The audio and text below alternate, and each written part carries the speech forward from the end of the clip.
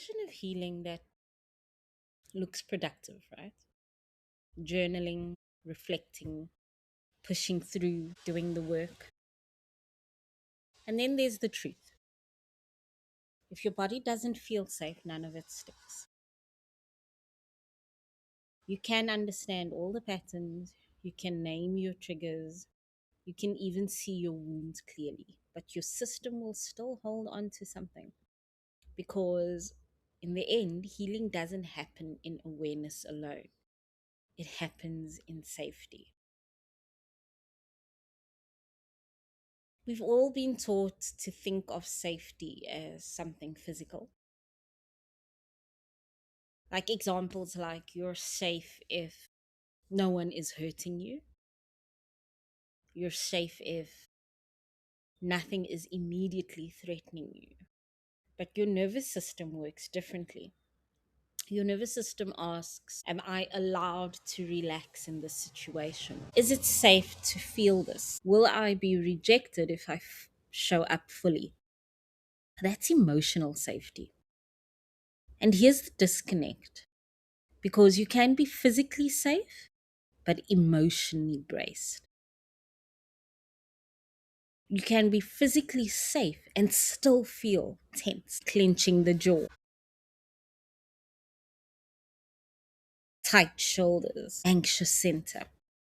You're basically still anticipating the conflict, the disappointment, abandonment, or just being misunderstood. So your body stays in low grade survival mode. Not because something is wrong right now, but because something was wrong before.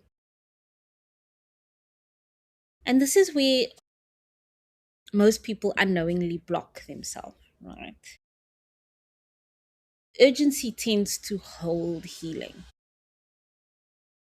So when healing becomes a deadline, a pressure point, or something to fix quickly, I've got to get through this right now. I should be over this by now.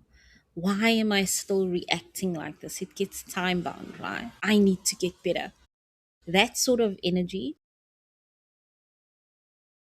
your nervous system reads that sort of energy as danger because urgency equals or equates to pressure, and pressure equates to threat. So instead of softening at that moment, you tighten. Instead of processing, you brace and you reinforce that pattern. Ultimately, you can't rush a system that learned to survive slowly.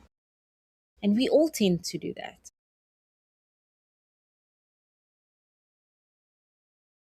You learned how to survive over years. And now, because we're aware, we want it to happen now, tomorrow. Just know that we're not stuck. You're just trying to heal the same energy that hurt you.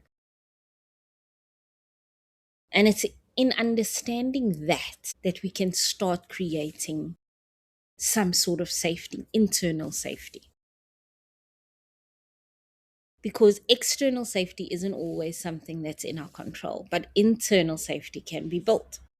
Not necessarily perfectly or instantly, but with consistent effort, maximum effort. Internal safety sounds like I can feel this without it destroying me. I don't have to figure this out right now. Or even I'm allowed to move at my own pace. That's my favorite one. Internal safety tends to look like pausing instead of reacting, noticing instead of judging, and staying behind instead of escaping. It's not about calming yourself down instantly. It's not about abandoning yourself when things come up. And that's the shift. It's this part that matters more than most people realize.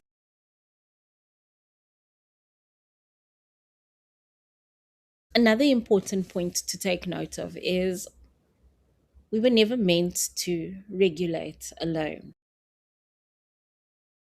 Now, just hear me as I say this, right? Learning how to self regulate is a self thing, okay?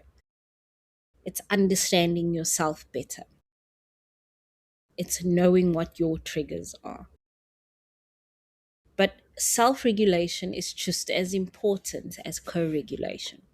Now, co regulation is taking that feeling calm, but being able to still feel calm around someone safe.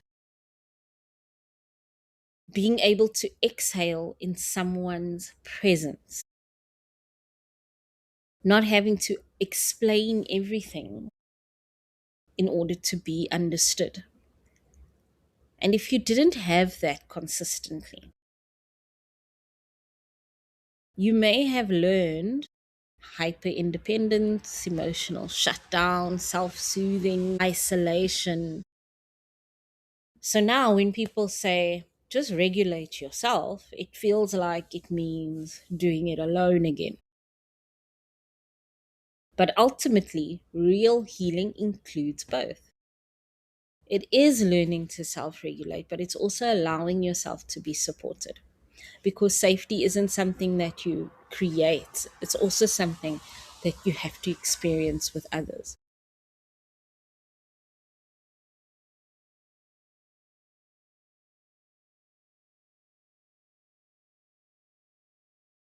So, in closing, just remember you can't force a nervous system to heal.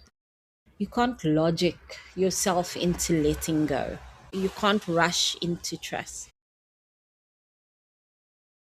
But you can create the conditions where it begins to soften.